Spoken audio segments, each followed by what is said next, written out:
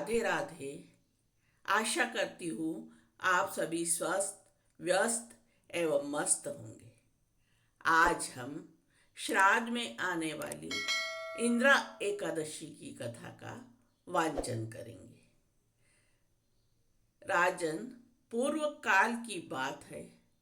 सतयुग में इंद्रसेन नाम से विख्यात राजकुमार थे, जो अब महिष्मतीपुरी के राजा होकर धर्मपूर्वक प्रजा का पालन करते थे। उनका यश सब ओर फैल चुका था।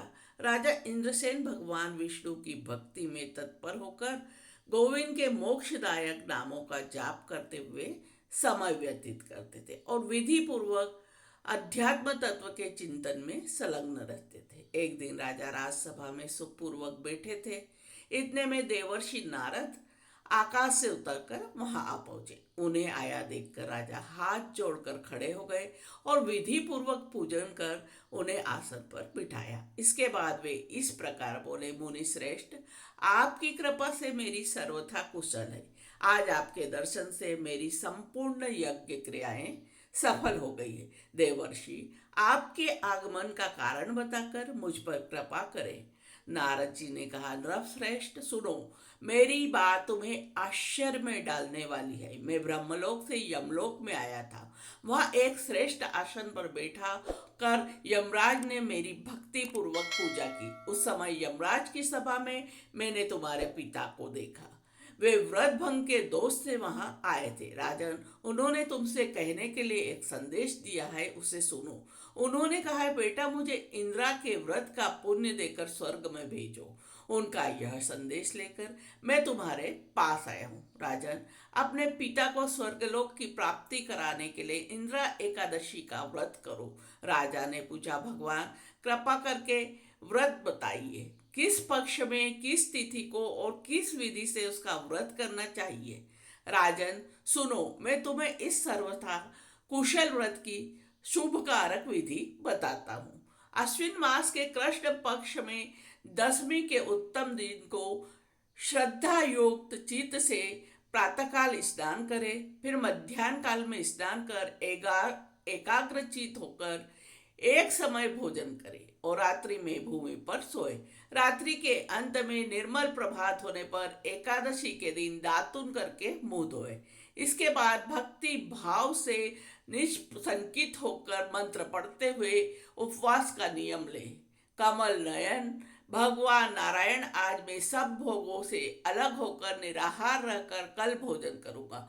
अच्युत, आप मुझे शरण दे। इस प्रकार नियम करके मध्यकाल में पितरों की प्रसन्नता के लिए शालिग्राम शिला के सम्मुख विधि पूर्वक श्राद्ध करें तथा दक्षिणा से ब्राह्मणों को सत्कार करते हुए उन्हें भोजन करावे।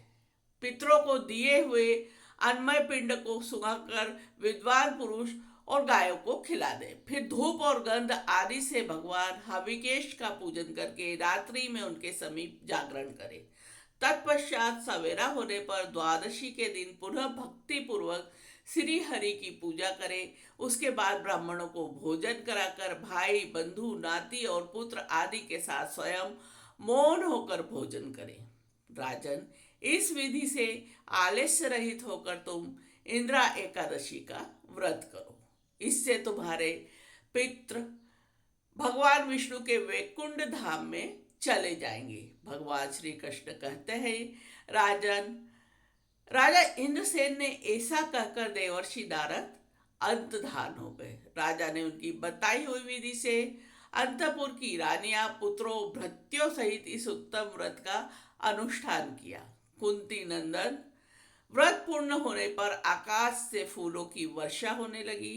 इंद्रसेन के पिता गरुड़ पर आरूढ़ होकर श्री विष्णु धाम को चले गए। राजर्षि इंद्रसेन भी अकंटक राज्य का उपभोग करके अपने पुत्र को राजपाट पर बिठाकर स्वयं स्वर्गलोक को गए। इस प्रकार मैंने तुम्हारे सामने इंदिरा एकादशी व्रत का महामात्य का वर्णन किया है। इसको पढ़ने और सुनने से मनुष्य सब पापों से मुक्त हो जाता है। शुभ मुहूर्त, इस वर्ष 2024 में 28 सितंबर को इंदिरा एकादशी मनाई जाएगी। इंदिरा एकादशी का पारण 29 सितंबर को सुबह 6:13 से 8:36 के मध्य कर सकते। आपको ये कथा अच्छी लगी हो तो please like, share, comments and subscribe जरूर कीजिए। धन्यवाद।